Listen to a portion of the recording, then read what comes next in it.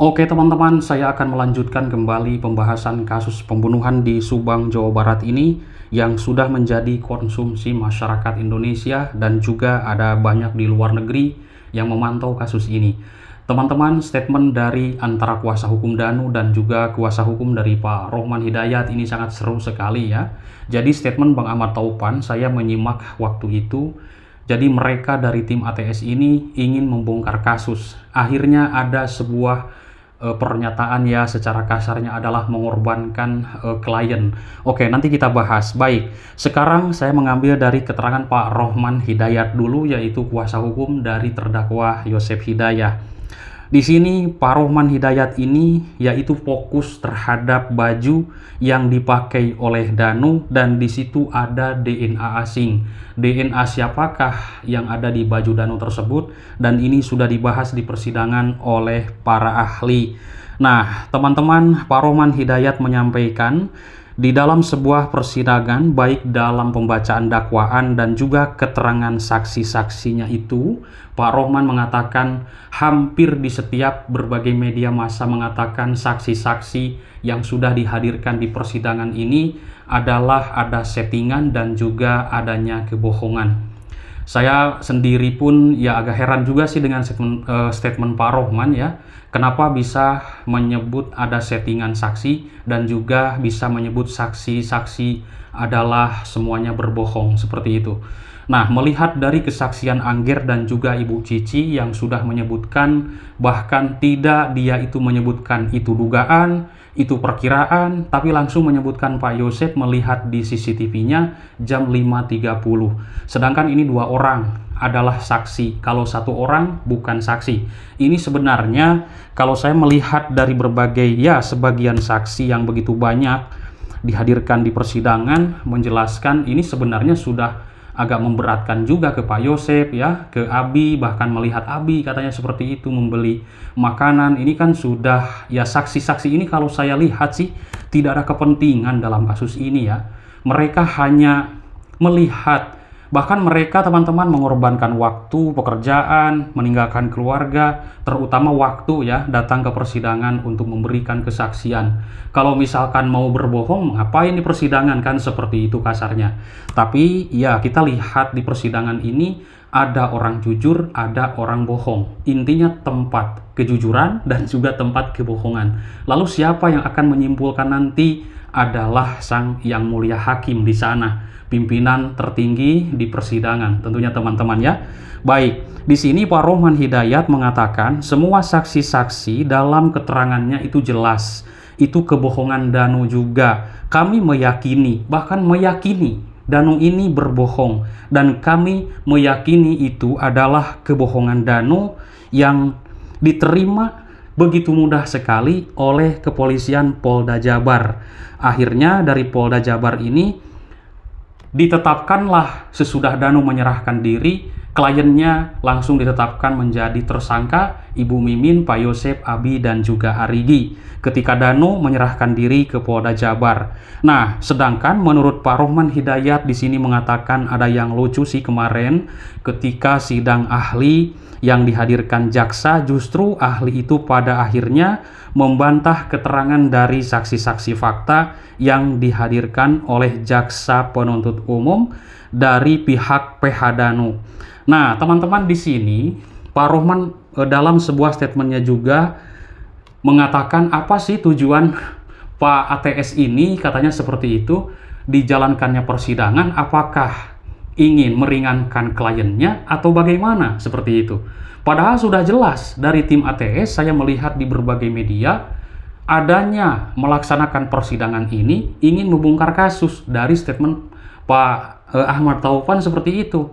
Bahkan ada sebuah statementnya, saya bacakan ya di sini, menginjak kasus ini 3 tahun lamanya. Di sini ya secara kasarnya ada seperti bahasa mengorbankan, yaitu klien. Nah, teman-teman, mengorbankan klien bagaimana?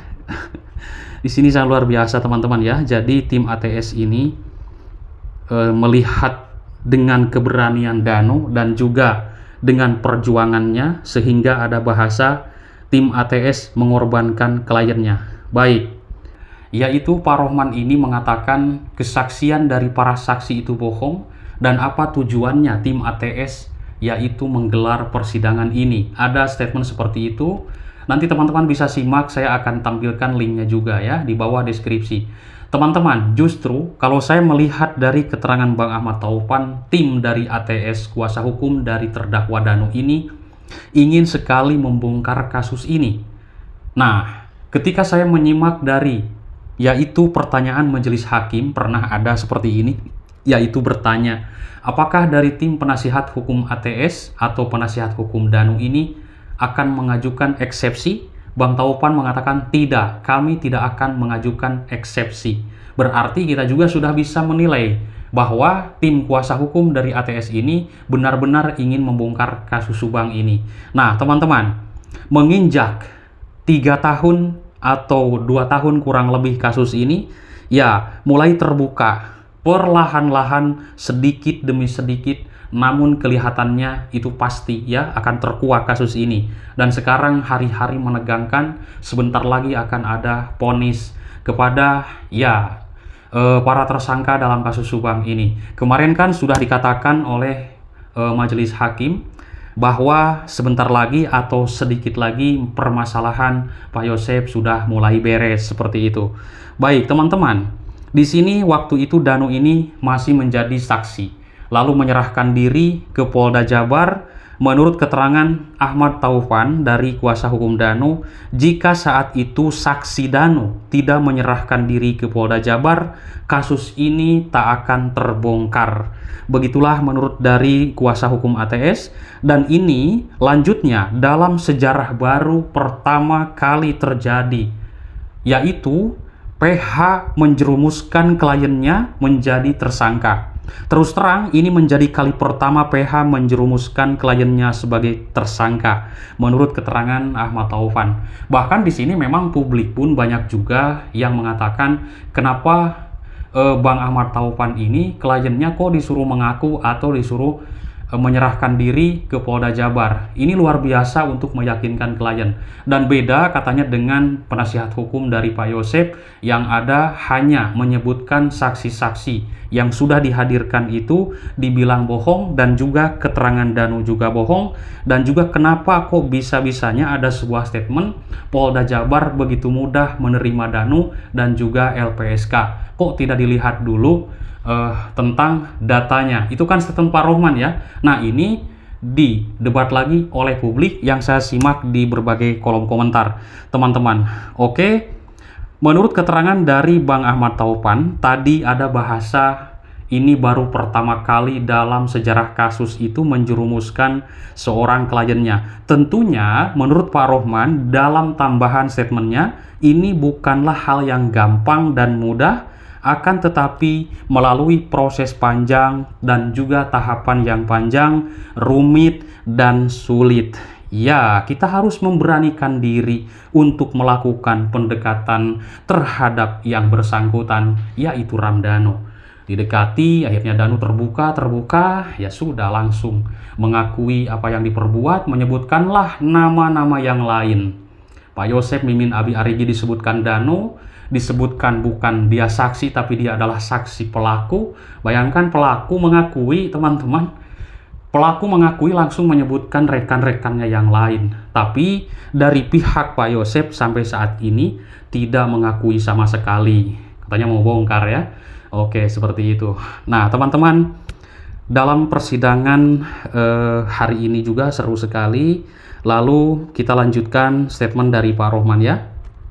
Di baju Danu itu DNA milik siapa, itu fokus kita itu ke sana. Ya.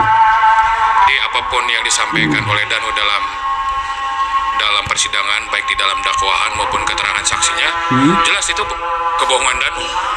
Kami meyakini itu kebohongan Danu yang diterima dengan mudah oleh pihak Polda Jabar sampai akhirnya perkara dilimpahkan, penetapan tersangka terhadap Pak Yosep, Mimin, Arigi, dan Abi, dan akhirnya disidangkan. Ya. Dan yang Oke teman-teman, nanti kita simak terus ya persidangan kasus Subang. Besok juga ada persidangan, dikabarkan persidangan Danu. Semoga intinya cepat-cepat ada vonis dalam kasus Subang ini. Nanti kita akan lanjut ke perkara Pina pun kan belum beres sampai saat ini. Entah kapan beresnya. Kasus-kasus yang begitu kita lihat kok banyak sekali sandiwara ya, dan adanya obstruction of justice. Terima kasih, selamat malam. Bye-bye.